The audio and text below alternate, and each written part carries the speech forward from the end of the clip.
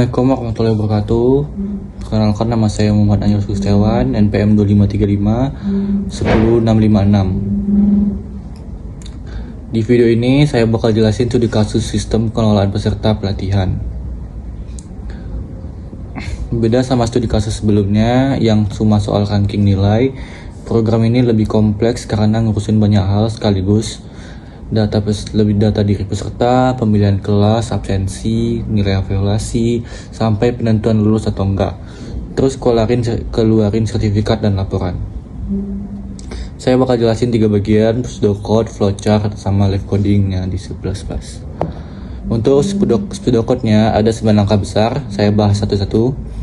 Langkah 1, kita mulai. Langkah 1 sampai 2, data diri peserta. Pertama, input jumlah peserta, habis itu ada perulangan buat input tiap pesertanya. Isinya input nama sama ID peserta. Langkah ketiga, input jumlah kelas. Di sini ada aturan validasi jumlah kelas. Harus setara 1 sampai 3. Kalau user masukin angka di luar itu, program bakal minta input ulang terus sampai benar. Ini penting karena programnya nggak boleh menerima input sembarangan. Jadi ada semacam penjaga biar datanya masuk akal. Di langkah 4, input nama kelas. Perulangan ini buat isi nama tiap kelas sesuai jumlah kelas yang tadi diinput. Langkah 5, pemilihan kelas oleh peserta.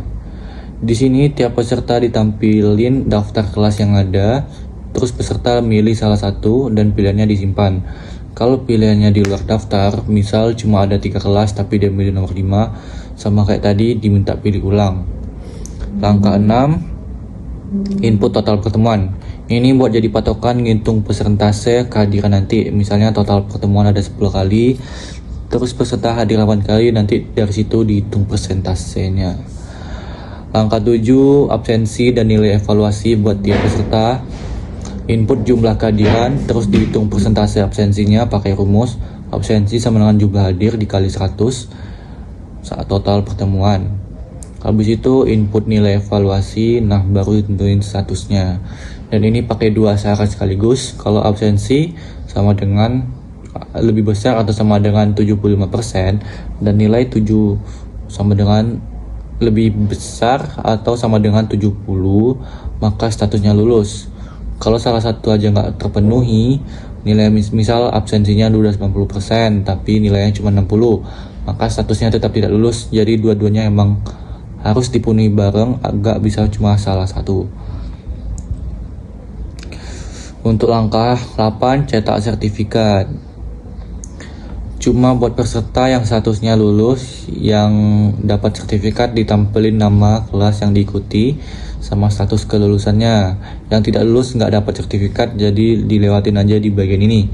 Langkah 9, laporan seluruh peserta.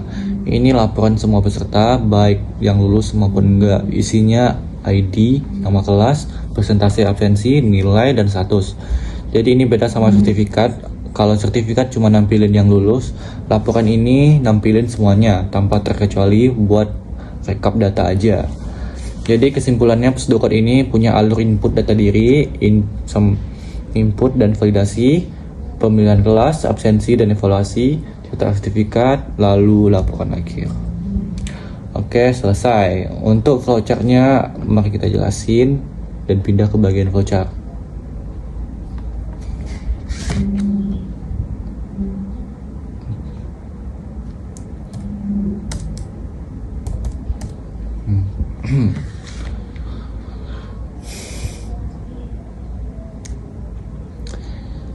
Penjelasan flowchart halaman 1, input peserta dan kelas. Mulai lanjut ke kotak atur format, output pakai fixed dan expression. Session 2 biar angka desimal nanti rapi. Habis itu ada kotak deklarasi variabel dan array. Ini nyimpan tempat buat nyimpan data peserta, kelas, absensi, nilai sama status. Ditampilin judul daftar peserta. Dan ada scene ignore. Ini penting banget fungsinya buat buang sisa karakter enter yang nyangkut di buffer input, biar nanti pas kita pakai get line buat baca nama nggak keganggu atau ke skip. Variabel A di set 1 buat loop peserta, cek A lebih kecil atau sama dengan jumlah peserta. Jika iya, input nama peserta, lalu ID peserta. A, terus sin ignore, lalu lagi, terus A ditambah 1 balik ke pengecekan. Jika tidak, semua peserta sudah keisi datanya, lanjut ke bagian kelas. Lanjut ke bagian kanan flowchart, ditampilkan judul daftar kelas, masuk validasi jumlah kelas, input jumlah kelas max 3, dicek jumlah kelas 1 atau 3. Jika ya, tampil pesan data tidak valid, coba lagi, terus balik lagi ke input jumlah kelas. Ini yang kodenya jadi do while. Jadi user dipaksa ngulang input sampai valid. Tidak lanjut, jika tidak lanjut sin ignore lagi. Variabel B di set buat loop input nama kelas, cek B lebih kecil jumlah kelas. Jika iya, input nama kelas B ditambah 1, ulang. Jika tidak, semua nama kelas udah isi, lompat ke simbol A, nyambung ke halaman 2. Oke, kita pindah ke halaman 2. Oke, ini kita lanjut ke halaman 2. Mulai dari simbol A, ditampilin judul menu daftar kelas, variabel C di set 1 buat loop tiap peserta. Milih kelas, cek C jumlah peserta, tidak semua peserta udah pilih kelas. Lanjut ke bagian absensi sebelah kanan. Jika ya, tampilkan peserta C, nama peserta C, terus masuk ke bagian nampilin daftar kelas. Di situ ada loop kedua pakai variabel C2 buat nampilin semua pilihan kelas. Satu-satunya C2 nama kelas, C2 sampai C2 lebih besar jumlah kelas. Jadi ini semacam nampilin menu kayak 1 kelas A, 2 kelas B, 3 kelas C. Biar peserta bisa milih dari nomor yang ditampilin. Habis daftar kelas, ditampilin ada input pilihan dari peserta. Dicek pilihan 1 dan jumlah kelas. Jika ya, kelas peserta diisi sesuai nama kelas yang dipilih. Terus C ditambah 1, balik ke pengecekan loop peserta. Jika tidak, muncul data tidak valid, coba lagi. Terus balik lagi ke nampilin daftar kelas dan minta input pilihan lagi. Ini juga pakai konsep do while, user dipaksa milih sampai valid. Sekarang ke bagian kanan, input total pertemuan variabel D di set 1 buat loop absensi dan evaluasi tiap peserta. Cek D apakah lebih kecil dari atau sama dengan jumlah peserta. Jika tidak, semua peserta udah dapat absensi dan nilai, lompat ke simbol B, nyambung ke halaman ketiga. Jika ya, tampilkan peserta, nama peserta D, input jumlah hadir D, terus dihitung absensi D sama dengan jumlah hadir D dikali 100 sama terus total pertemuan. Habis itu input nilai D, dicek absensi D lebih besar dari 75 dan nilai D lebih besar dari 70 atau sama dengan iya. Jika statusnya iya, kita statusnya D sama dengan lulus. Jika tidak, status D sama dengan tidak lulus. Habis itu D ditambah 1 lagi, balik lagi ke pengecekan dulu. Oke, kita lanjut ke flowchart halaman 3, sertifikat laporan selesai. Mulai dari simbol B, variabel E di set 1 buat loop sertifikat, cek E lebih kecil jumlah peserta. Jika tidak, udah semua peserta dicek, lanjut ke bagian laporan sebelah kanan. Jika iya, dicek status E sama dengan lulus. Jika tidak, langsung E ditambah 1. Gak dicetak sertifikatnya, balik ke pengecekan. Jika ya, cetak sertifikat, nampilin nama peserta, kelas yang diikuti, dan status lulus. Habis itu ditambah 1 lagi, balik ke pengecekan. Jadi intinya di bagian ini cuma peserta yang lulus yang dapat sertifikat dicetak, yang nggak lulus dilewatin aja tanpa ada output apa-apa buat dia. Sekarang bagian laporan, ditampilkan judul laporan peserta. Variabel F di set 1, cek F lebih kecil sama atau sama dengan jumlah peserta. Jika tidak, laporan udah selesai, ditampilin semua program selesai.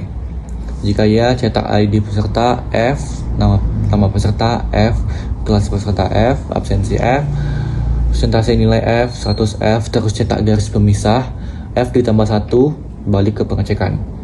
Bedanya sama sebagian sertifikat, tadi laporan ini nampilin semua peserta, baik yang lulus maupun tidak lulus, lengkap dengan detail datanya, jadi bisa dibilang sertifikat itu reward buat yang lulus doang, sedangkan laporan itu rekap administratif buat semua orang.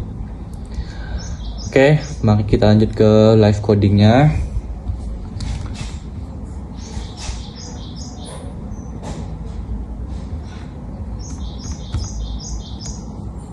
Oke.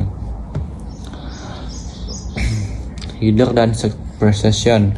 Kita include IOStream dan imonip buat input output dan imonip buat ngatur angka. Terus code fix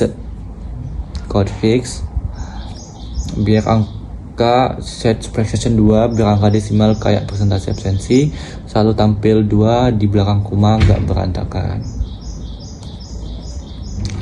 Deklarasi variabel array, ada jumlah peserta dan jumlah kelas. Buat nyimpan jumlahnya. Terus array sering kayak nama peserta 100, ID peserta 100, nama kelas peserta 100. Buat nyimpan angka 100 di situ, artinya arraynya bisa nampung sampai 100 data. Ada pilihan buat nyimpan input pilihan kelas dari peserta, terus array numerik absensi 100, total jumlah hadir.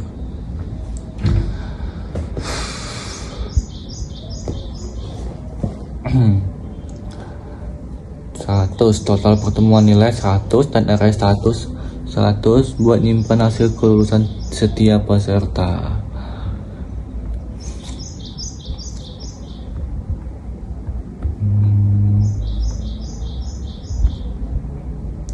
Oke, ini dia. Nah, ini penting. Kenapa dipakai? Ini dia. Kenapa dipakai guideline ini? Karena nama peserta bisa aja ada spasinya, kayak Muhammad Angelos Gustiawan. Kalau pakai sin biasa itu bakal berhenti ke baca. Pas ketemu spasi pertama, jadi cuma kebaca Angelos doang. Muhammad doang, Angelosnya hilang, makanya dipakai guideline biar satu baris penuh termasuk spasinya kebaca semua. Terus sin ignore, ini dia sin ignore, selalu dipanggil abis sin biar sisa karakter enternya nggak ganggu. Guideline di baris berikutnya, soalnya guideline bisa langsung kebaca kosong gara-gara nyangkut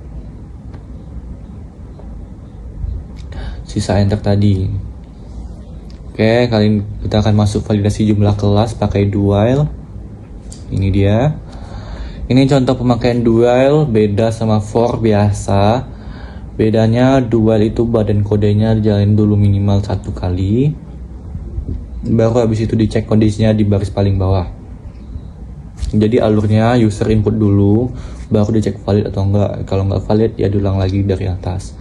Makanya cocok dipakai buat kasus kayak gini, dimana kita emang mau minimal sekali nanya ke user sebelum ngecek. Lalu ini untuk input.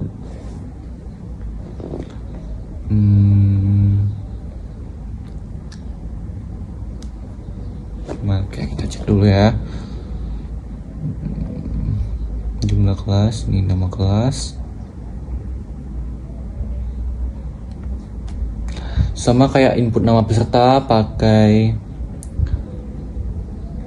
guideline biar nama kelas yang ada reservasinya, misal kelas web development kebaca lengkap nggak kepotong. Pemilihan kelas dan peserta, ini dia codingannya. Ini contoh loop di dalam loop, tapi kali ini dikombinasi for sama do while.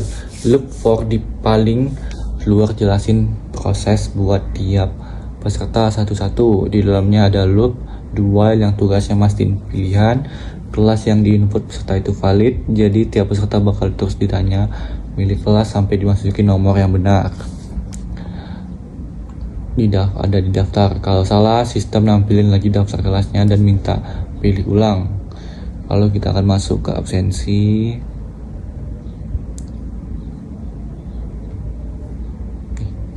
Ini dia absensi dan evaluasi nilai. Di sini kita hitung persentase absensi dulu, baru dicek 2 syarat sekaligus.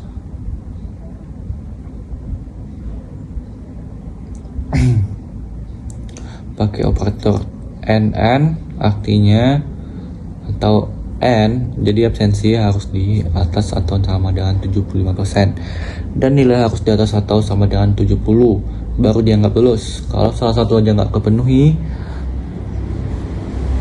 walaupun yang satunya udah bagus banget, tetap otomatis jadi tidak lulus. Jadi yang ini yang dimaksud 2 syarat sekaligus di bagian Kusudoko tadi. Lalu kita akan masuk ke bagian cetak sertifikat.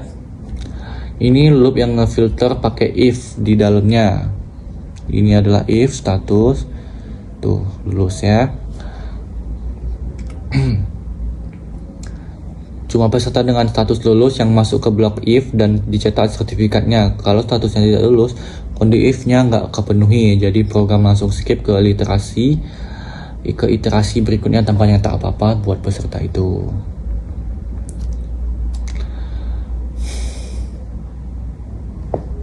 Lalu ini laporan akhirnya.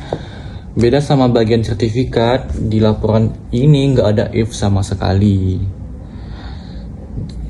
Semua peserta ditampilin tanpa terkecuali. Soalnya emang tujuannya buat ngerekap data lengkap sepeserta baik yang lulus maupun yang nggak lulus. Oke, sekarang sekarang semuanya sudah selesai, maka bisa kita simpulkan program ini punya alur yang lebih panjang dibanding studi kasus sebelumnya, yaitu studi kasus 1. Input data diri peserta pakai guideline karena namanya bisa ada spasi. 2. Input dan validasi jumlah kelas pakai do while biar user dipaksa input sampai valid. 3. Pemilihan kelas oleh tiap peserta, kombinasi loop for tambah do while buat validasi pemilihan. 4. Hitung absensi dan cek kelulusan berdasarkan 2 syarat sekaligus atau dalam kurung absensi dan nilai. 5. Cetak sertifikat khusus buat yang berstatus lulus. 6. Laporan lengkap buat semua peserta tanpa filter. Nah, itu dia penjelasan lengkap studi kasus kedua ini dari Kusudoko, flowchart 3 halaman sampai live codingnya. Oke, sekarang kita akan masuk ke outputnya.